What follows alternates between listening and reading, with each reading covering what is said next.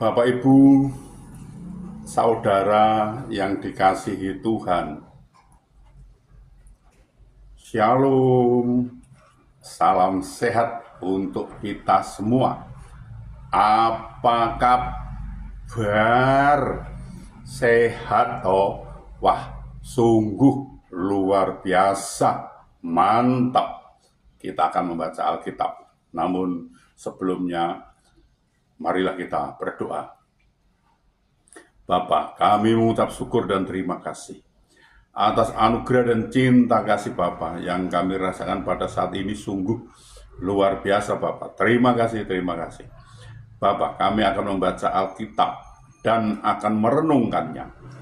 Berilah kami daya ingat yang baik dan berilah kami pengertian agar kami bisa mengerti dan bisa memahami apa yang Tuhan kehendaki. Kami bisa melakukan dan juga bisa memberitakan. Dalam nama Tuhan Yesus kami berdoa. Amin.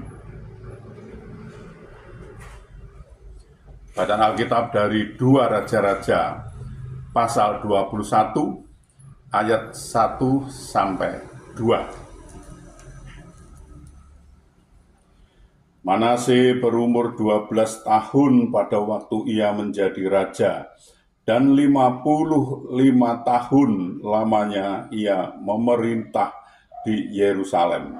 Nama ibunya ialah Hepsibah.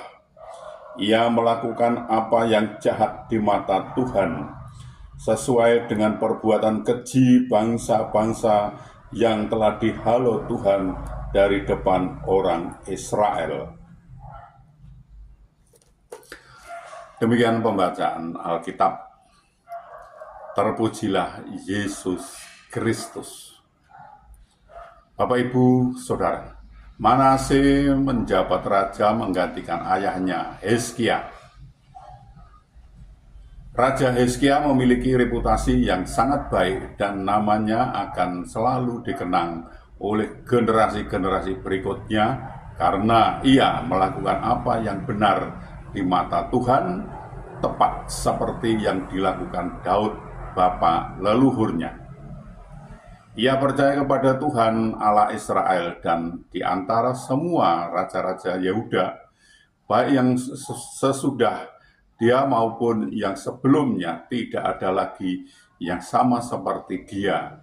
Ia berpaut kepada Tuhan, tidak menyimpang daripada mengikuti dia, dan ia berpegang pada perintah-perintah Tuhan yang telah diperintahkannya kepada Musa.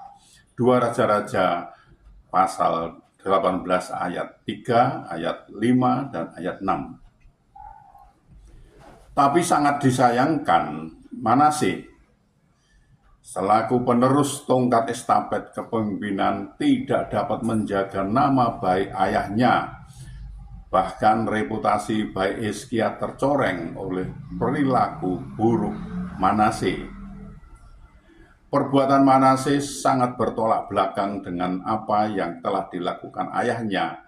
Segala hal yang telah dimusnahkan oleh Hizkia yang merupakan kekejian bagi Tuhan justru dibangun dan dipulihkan kembali oleh Manase. Inilah yang dilakukannya, membangun kembali bukit-bukit pengorbanan, membangun mezbah untuk Baal, membuat patung Asyera dan sujud menyembahnya. Bahkan ia mempersembahkan anaknya sebagai korban dalam api, melakukan ramal dan telaah, dan menghubungi para pemanggil arwah dan para pemanggil roh peramal. Ia melakukan banyak yang jahat di mata Tuhan, sehingga ia menimbulkan sakit hatinya. 2 Raja-Raja pasal 21 ayat 6. Sebagai anak seharusnya ia meneladani karakter ayahnya, karena ayahnya adalah orang yang takut akan Tuhan dan menjadi berkat bagi bangsanya. Sementara Manase malah menjadi batu sandungan dan membawa bangsanya kepada penyembahan berhala. Bapak, Ibu, Saudara, ada pepatah, buah yang jatuh tidak jauh dari pohonnya, tetapi Bisa saja buah itu jatuh di semak duri, sehingga bila buah itu tumbuh terhimpit oleh semak duri akan mempengaruhi pertumbuhannya. Artinya biasanya apa yang dilakukan orang tuanya tidak jauh dilakukan oleh anaknya. Tetapi bisa saja karena terpengaruh lingkungan dan pergaulan yang jahat akan mengubah kebiasaan yang baik jadi jahat. Ini pelajaran bagi kita, orang percaya, agar tetap berpegang kepada firman Tuhan dan mendidik anak-anak untuk takut akan Tuhan. Tuhan menolong dan memberkati kita. Amin.